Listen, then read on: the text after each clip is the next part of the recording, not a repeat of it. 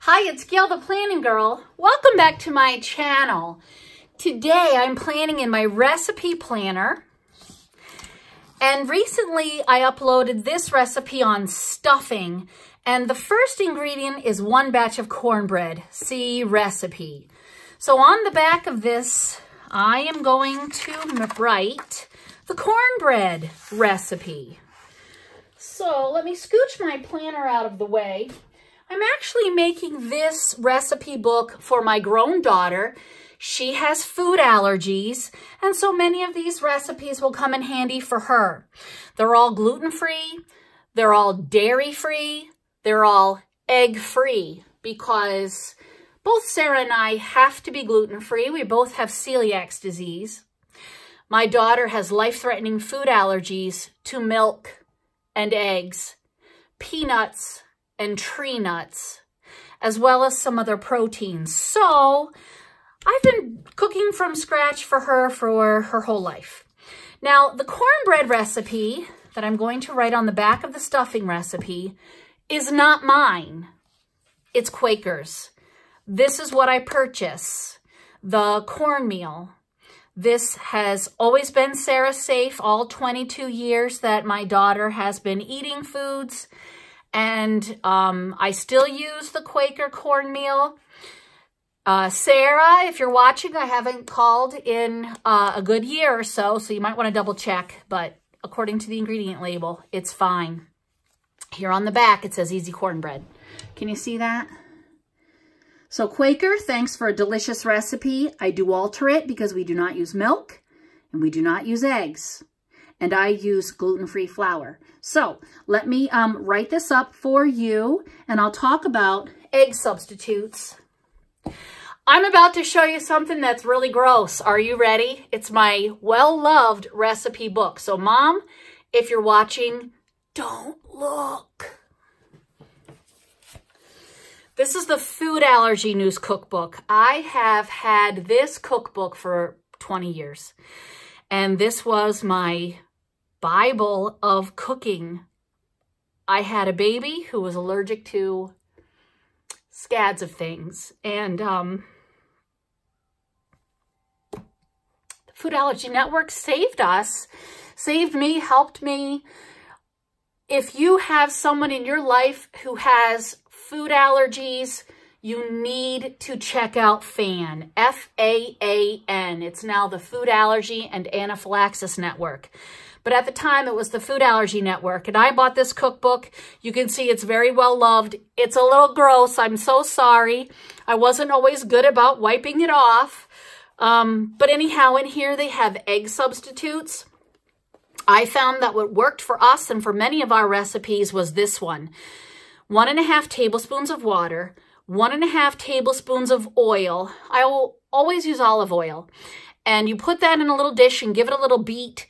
And then you add your teaspoon of baking powder. And then you need to add that egg as that last thing, because that baking powder and water and oil will start to do the chemical reaction with that fizz. And that's what helps give your product lift. Now, if you are dairy-free and egg-free, you're going to find that your foods don't rise as well or as high or as much as egg foods, especially if you're using gluten-free flour. So if you do make this recipe, you will notice that your cornbread is quite thin. And that's okay because it's tasty and it works. So, cornbread.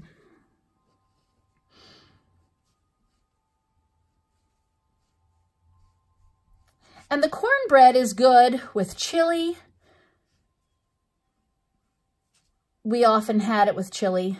Sometimes I was just in the mood for bread. This was in the days before our local store started carrying Char products, which are gluten-free and dairy-free. And so if I ran out of breads, because we would travel a couple of hours to go get some Sarah safe foods and some gluten-free foods, sometimes you just miss bread. And so we would make cornbread. It's very, very good. So this is a recipe that serves, gosh, we would make it in an 8x8 And if you cut it in a tic-tac-toe board, there would be 9 slices. So that's, in my opinion, 2 pieces for each of us, 4. And so for me, it served 4. So I'm gonna write 4 to 8. The main ingredients is cornmeal. This is really not difficult at all, but I'll give it a 2.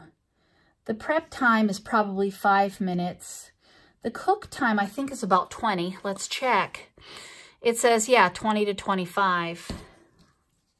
So we'll write that, 20 to 25 minutes.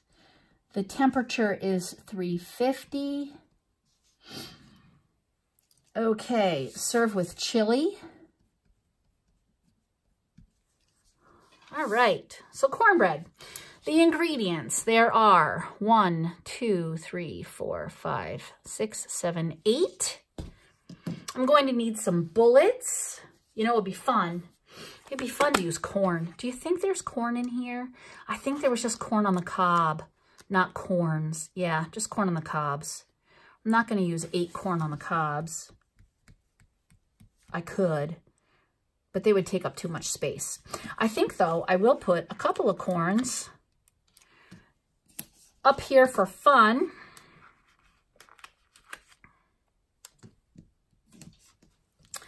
And I think I'll just use my usual bullets. Lately, I've been using the bullets out of the Joann's book. I like the bullets they have. They have asterisks. They have flags. They have these triangles. I think I might use the yellow ones. And they have these dots for bullets. They have lots of other stickers, but I plan to use these as bullets. So let me get this guy off to the side. I'm going to be quiet for a minute while I get this going, and then I'll talk about, well, I guess I've already talked about the egg, so I don't need to talk about the egg. So I'll just be quiet, and we'll talk at the end.